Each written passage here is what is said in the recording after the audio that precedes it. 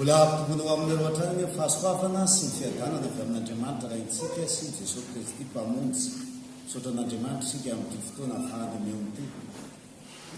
izay fotoana inona fahafandaminana avy aminy ary mampahatsiaro ny teny Josefa izay horesintsika raha torotoro-teny rehefa avy eo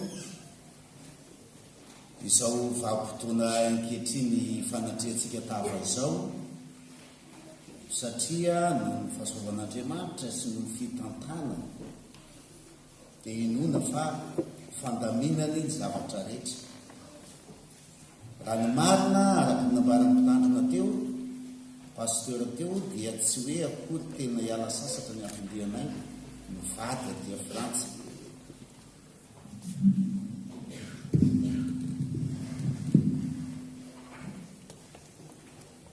fa nisy fandaminana ao amin'ny fitoriana filazantsara no kasain'ny fiangonana hatramin'ny faravotro tanterahana tamin'ny alalan'ny amboara-peo natoko pira ao zany kanefa moa nony tsy nahazahoana analana hiditra aty Frantsa dia tsy azo ny tanterahana zany izay zay hafa nandeha kosa dia nanomdy ihany na dia ny fanatrikava aminareo sy ifampahery ihany azy ka mitondra amin'ny anaran'ny fitandremana hatramin'ny vato faravohitra sy ny amboara-peo ny fiarabana sy ny fiararintsoro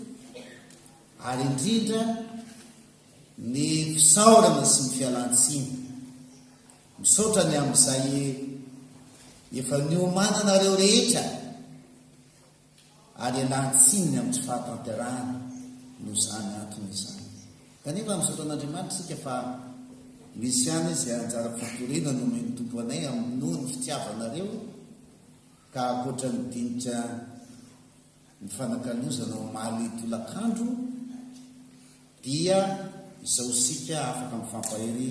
amin'ny alalan'ny tenin'Andriamanitra izao ampahery antsika rehetra ny tompo ampitombo ny vonoana ao anatintsika ao anatin'ny peritropa voalahatra raha mandinika androany ny Genesis 15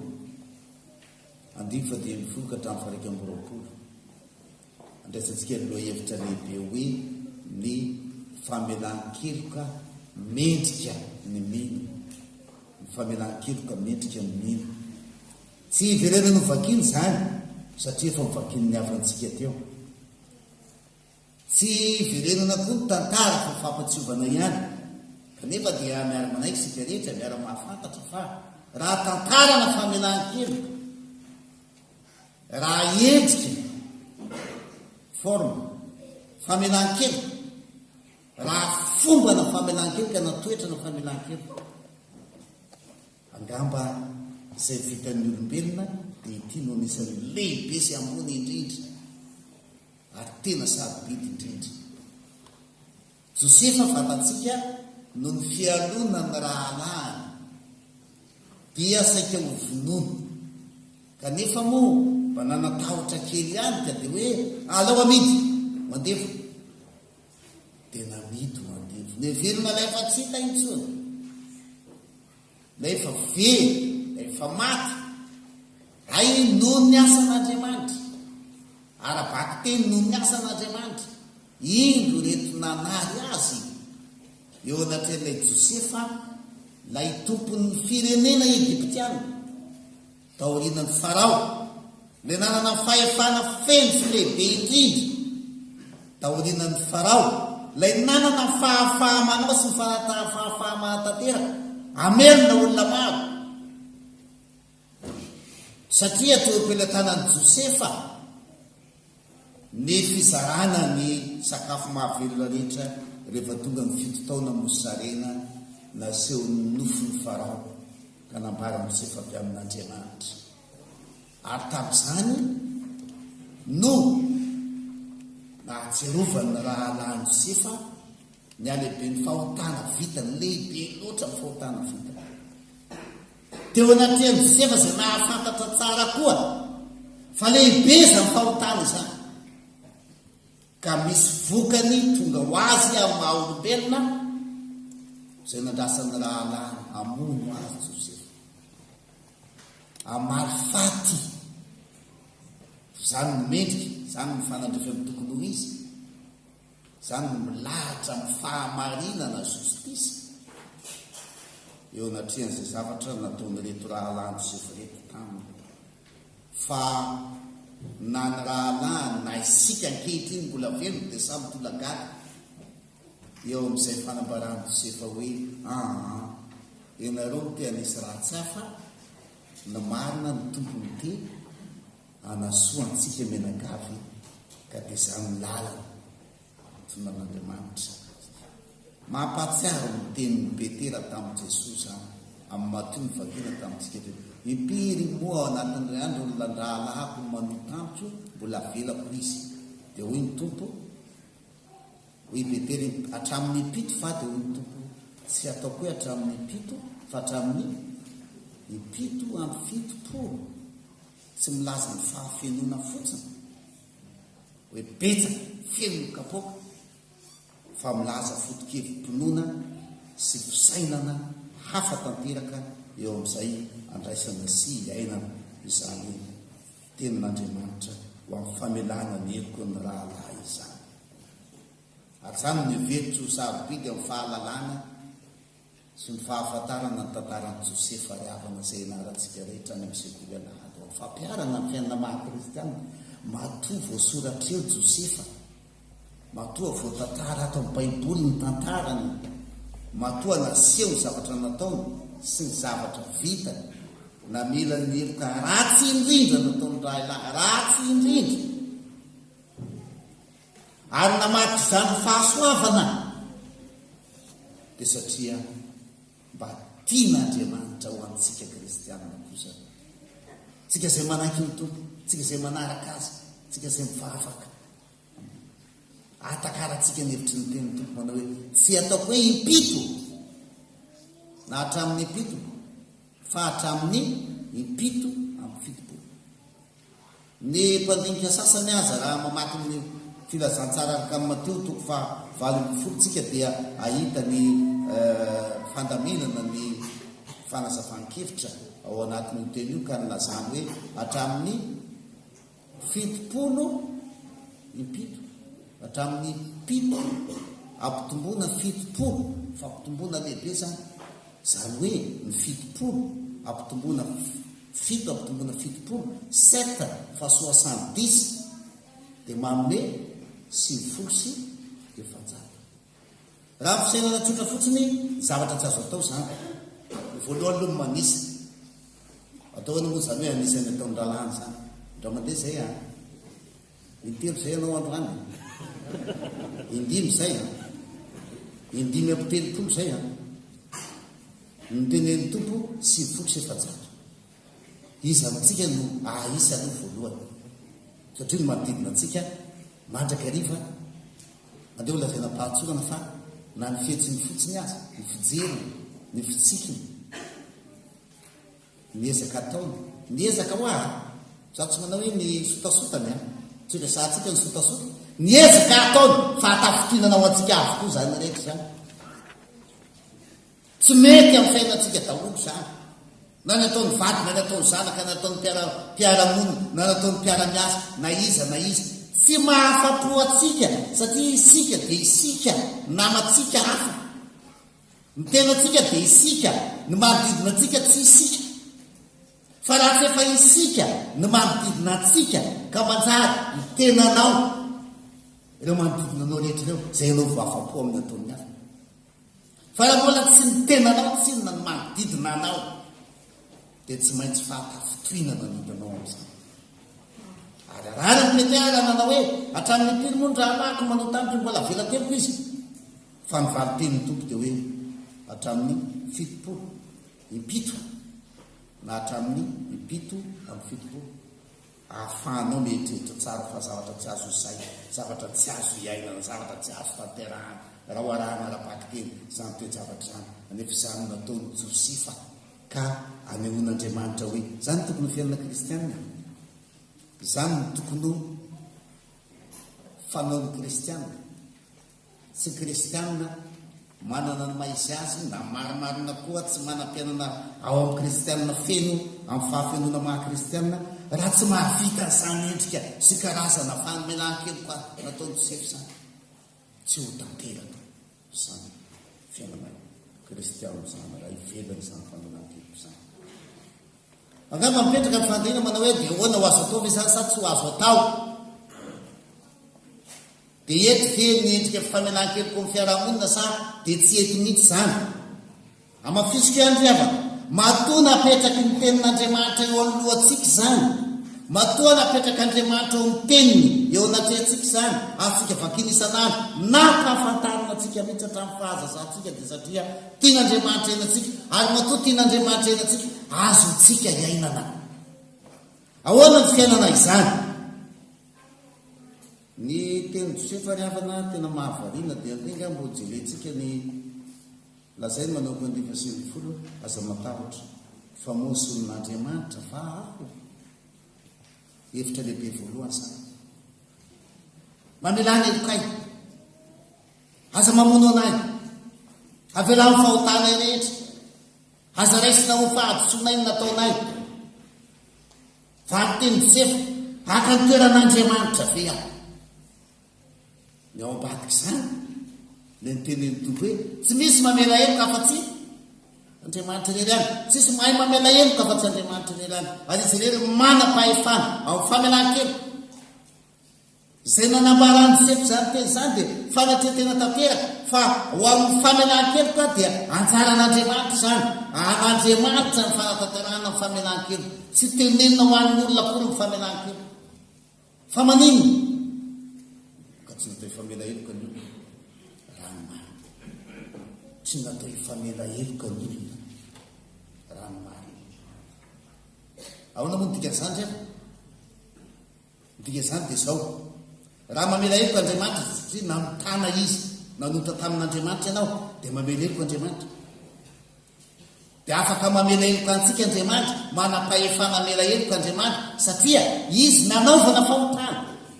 izy nandikana lalàna izy nanaovana zavatra tsy tanteraka dia ho aminy fa masina matsy Andriamanitra isika mpanao avy matsy Andriamanitra isika iva lehibe sy masin'Andriamanitra isika tsinotsinona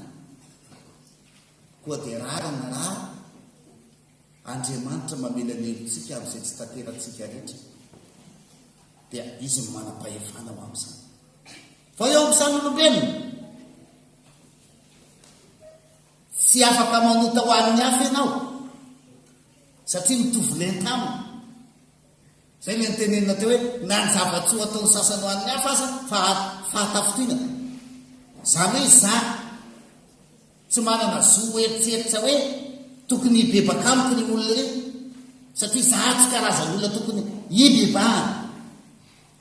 za tsy manana zo eritseritra hoe tokony angata-pamelana amiko ny olona reny satria za tsy karazan'olona manam-pahefana na manana ny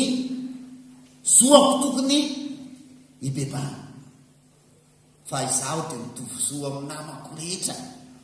ka za tsy mamela heloka ny namako ny namako tsy mamela heloka satria samy meloko izahay samy tsinotsinony izahay samy tsy tanteraka izahay mitovy tosy sika zanak'olombelona ary zany mifandraisako ny ohatra nataon'ny tompo tadintsika ny ohatra nataon'ny tompo matoteo a lay ohatra ny amin'ny fanjakan'Andriamanitra misy lehilahy anankiray nananan'olona vola be dibe tsy voaloha mihitsy zao ny tenin'le olona eny tsy voaloana mihitsy nydrosanao ka dia zao a aza mieritreritra mihitsy ny amin'ny hafa eritreretina fa dia atao rafikazona mihitsy aniny ny sisany tsy manino zay vola tsy voalohanao tsy ny any anjehako anao mandehana somatsara ina zavatranga hoe ny tompo amin'ny fanara voavoaka teo le rangana melaina na navelatrosabe nitrosakely madinika tamin'ny namany rehetrarehetra nataony ahoana taky ary zay tsy natody gadray tsy mety zany ny tompo na tsonolay tompony izy ngeza be ohatran'izany tsy vitanao ve navelaka dia mikely ohatran'io tsy vitany namanao dia angatahanao aminy famelan-kely angatahanao aminy faamboninao angatanao aminy ny position tsaranao ampiheveranao azy fa ny azy metinao metimety tokoa noho ny azy anaovanao tsindry azo reny anao vanao tsindry falavo amin'ny namanao mitovitoroso ny olona ka tsy zany andeha ameleloko anao na ianao na andeha ameleloko aho eo anatrehany zay fiaina zao samy meloka isika rehetra samy nanoto izy rehetra ho ny tompo Andriamanitra ka tsisy marina na dia zany midika ny teny tompo ary amin'izany ny famelan-keloka dia tsy anjary le karazan'olona manao hoe eny avelako any leloka fa tsy maneny adioko fa manjary fioarana ny teny fa manjary fialana amin'ny toerana ambana amin'ny toerana avoavo kokoa amin'ny maha olombelona amin'ny fisaina amin'ny fomba fihevitra amin'ilay maha kristiana amin'ny mahazanak'Andriamanitra ny azo nareo kokoa angamba ny fitenena dia hoe dépassement dépassenao ny tenanao tsy mijanona amin'izay toerana everinao fa tokony maha olombelona anao ary amin'izany dépassement atao amin'ny fiainana zany tiavana neny Josefa mazava be ampianariny atsika zao ny teny za dia mpanompon'Andriamanitra ianareo mpanompon'Andriamanitra zay nataonareo tamiko tsy izany no amela heloka anareo tsy anjarako ny famelan-keloka fa anjaran'Andriamanitra fa zay nataonareo tamiko dia ekeko fa asan'Andriamanitra asoantsika menakava ka tsy misy eto manao hoe eny ary fa nareo meloka za mpamela heloka ka dia avelako aty zao ny helokareo tsia fa zay nataon'Andriamanitra dia ao amin'ny sehetry ny maha olombelona ahatanteraka ny teny manao hoe ampanao ny fahasoavako fa ny heritry dia tanterahana amin'ny fahasoavana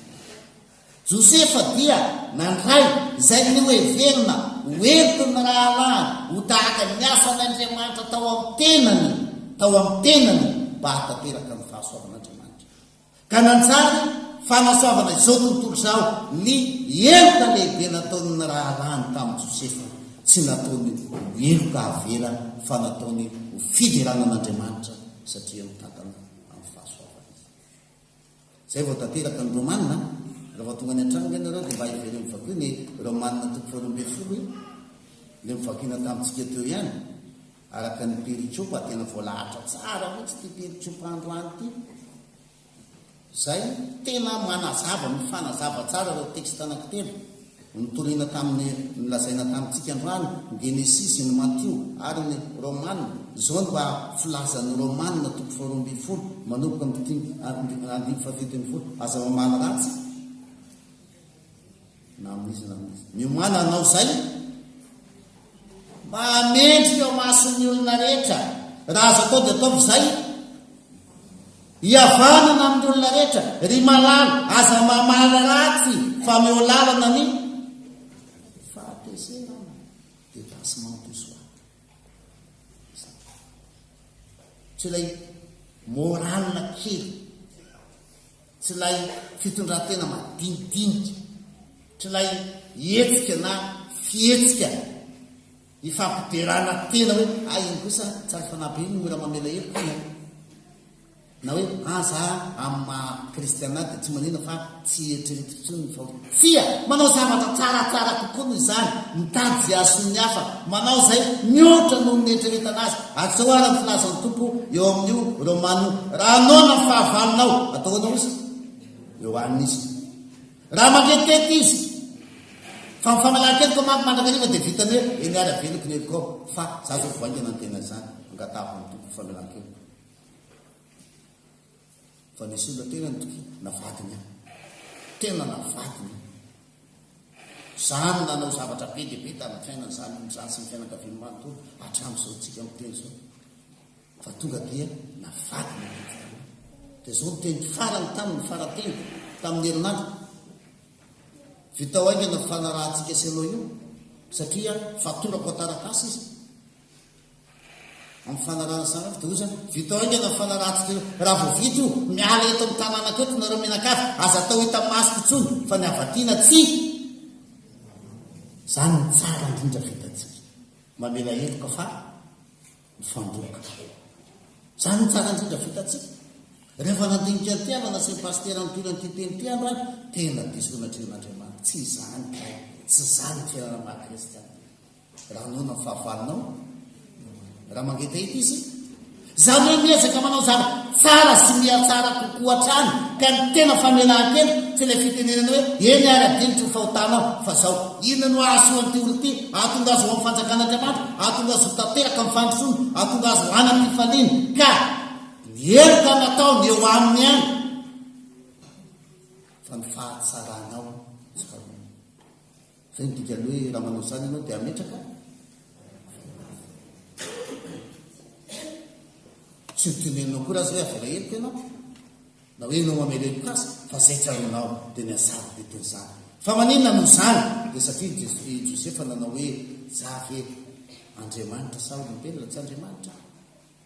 raha tsy Andriamanitra maha olombelona kristiana mpanompon'Andriamanitra zay aka ny hevitr'Andriamanitra aka ny tenin'Andriamanitra anao sitrapon'Andriamanitra ka ahatanteraka zay mba nampilazaina ny mpaminasy ny apôstôly fahiny manao hoe aoka ho ao aminareo zosaina izao zay atao amin'ny Kristy Jesosy koa zay na dia nanana endrika Andriamanitra aza dia tsy nataony zavatra ho fikely mafy ny fitoviana amin'Andriamanitra fa nofoanany ny tenany tamin'akany endriky ny mpanompo sy ny nahatongavany manam-pitoviana